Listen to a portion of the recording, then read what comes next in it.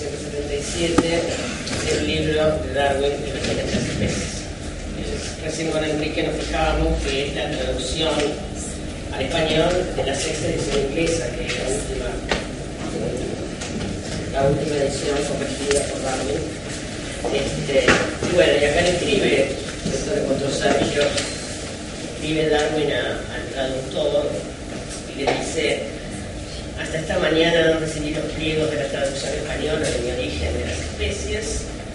Me gusta mucho el aspecto del tipo y me causa alegría ver cuánto adelantada va la obra.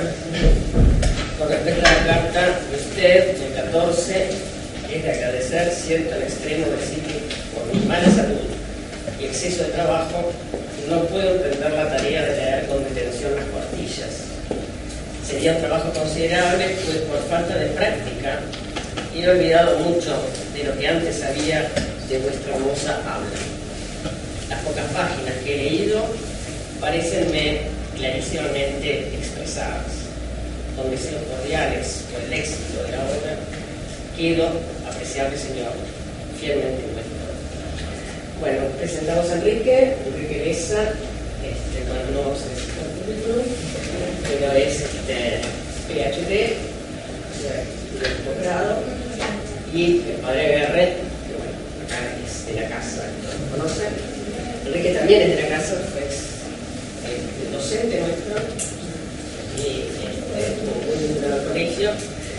Y esta idea de que ambos conversen sobre el libro de Darwin, yo siempre me acuerdo de Enrique con sus preocupaciones cuando era más chico y con sus preguntas acerca de la vida, de la fe. Y bueno, me parecía que con los 200 años del aniversario de Darwin y con los 150 de origen de las especies, era una oportunidad linda conocer a Darwin y encontrarnos con sus cosas.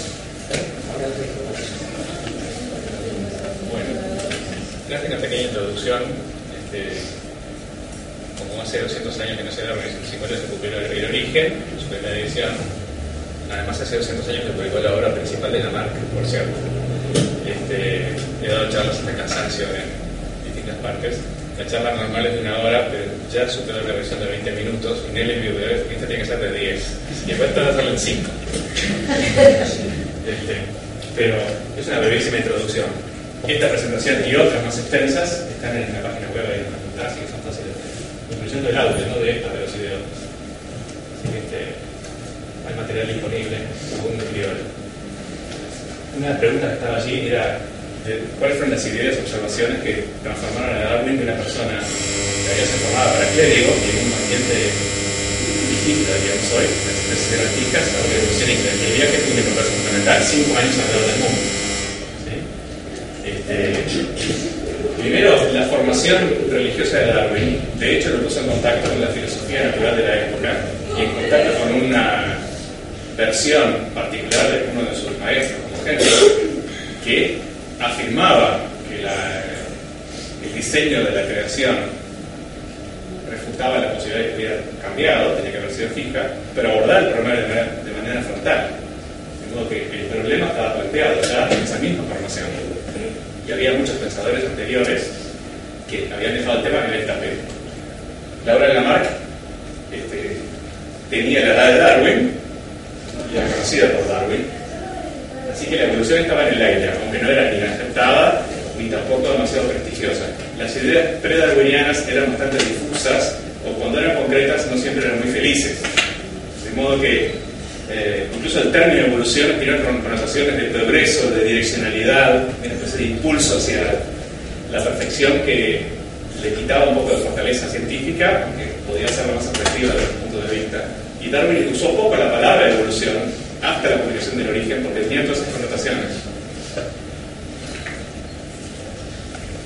Darwin se fue a Inglaterra con el primer tomo de un libro fundamental, El principio de la biología de Lyell, cuyo segundo tomo recogió en Montevideo, de tratar de no ampliar el esquema, pero podría.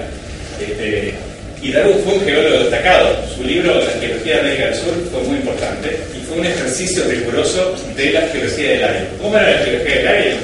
Era una geología gradualista, o sea, los cambios imperceptibles que podemos observar hoy, precipitación, erosión, vientos, vulcanismo, eran las cosas que había que usar para dar cuenta de la historia de la Tierra. ¿Sí? De modo que, en algún sentido, la geología del Lyell fue el ejercicio de pensamiento gradual e histórico que en algún momento Darwin traspasó a la evolución. Darwin, y por cierto, no, o al menos no al principio, el propio Lyell. Y también explicaba esta idea, esta geología, que la Tierra tiene una larga historia, de millones de años, y no de unos pocos miles de años. Había tiempo para que ocurriesen cosas, tanto geológicas como biológicas. Hay unas observaciones fundamentales, sin entrar en detalles. Primero, y esto viene del viaje, de recorrer y observar las especies en su lugar, y no simplemente en un gabinete central del Museo Británico. Una correspondencia geográfica entre fósiles y organismos actuales. Por ejemplo, todos sabemos que América del Sur es el reino de las mulitas y parientes, y nuestro registro fósil tiene mulitas y parientes, algunos evidentemente cercanos, como la misma especie, y otros más y más distantes. Y la palabra cercano o distante, que ya para nosotros, por lo menos para mí, tiene una connotación de parentesco, en aquel momento tenía una connotación más formal, de pertenecer a grupos taxonómicos más o menos cercanos o más o menos alejados. Darwin pasó de ese formalismo a pensar que esas correspondencias eran reales, por el centro común.